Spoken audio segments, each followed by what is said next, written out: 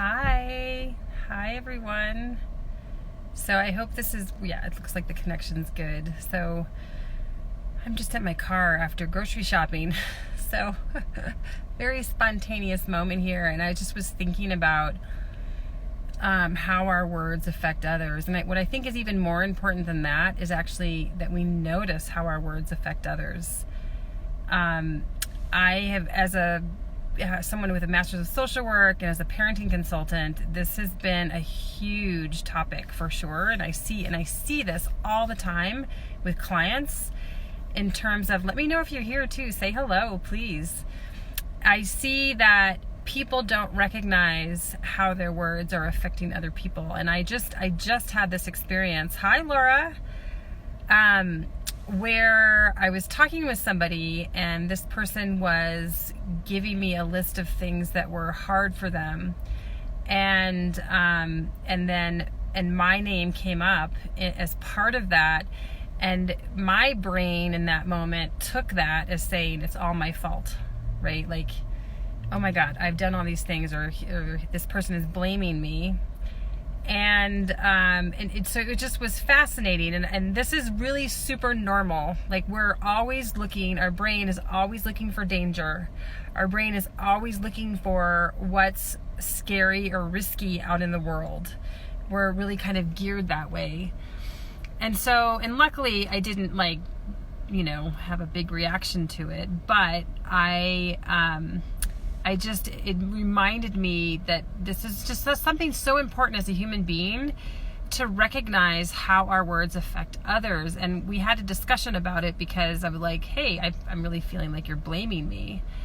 And we could talk through that. But I know that for so many people that this can turn into a huge argument, and that people don't get over or can't really work through.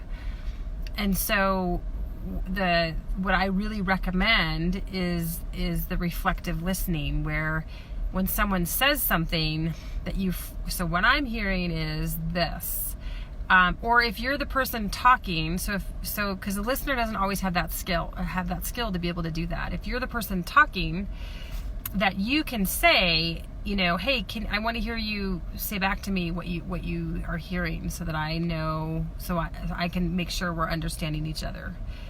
So you can do that when you're on either end of that conversation, because this happens all the time, where we misunderstand somebody, what they're saying or what their intention is, or we get triggered by something and we get stuck on that trigger, and so we don't really hear the bigger picture and we get stuck into a small detail.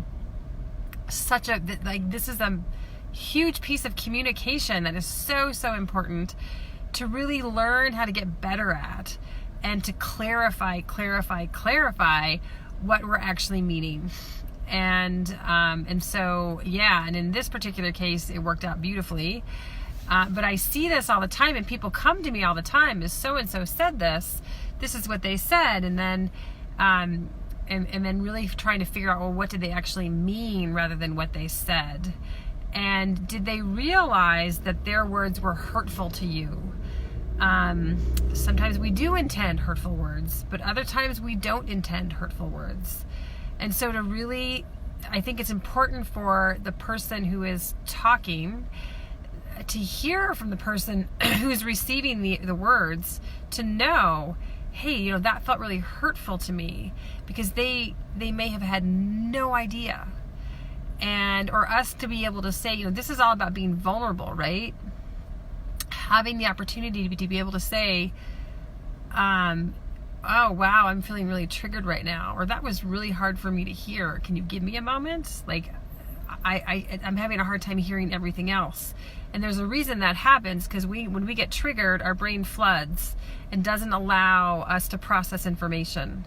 So really being in relationships where you can say these things to people of oh, I'm feeling triggered right now. I need a moment to figure this out, or can you help me work through this, or just I need a moment. Or I'm so triggered by what you just said, and I'm feeling really blamed, and I'm feeling like I'm like I feel like I'm wrong and I need some help working through that. Like those are perfectly wonderful things to be able to say in a conversation or in a relationship. And hopefully we can work towards relationships where we can be so open and so honest with people that we can do these things. And that's like, for me, really important that I surround myself with people that I can do that, because then I get to be me and I get to like show my flaws and show like, wow, my triggers and what they are. And I'm still loved and respected for who I am,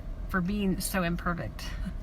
So yeah, I'd love you to try this, and whether you're someone who is talking to someone else and you're triggering somebody, or if you're the person who's being triggered, that we give each other compassion and allow vulnerability to happen so that you can actually deepen your relationships. All right, so let me know how this goes, and it's great that you're here today. So great to see you, and yeah, have a beautiful, amazing day. Bye.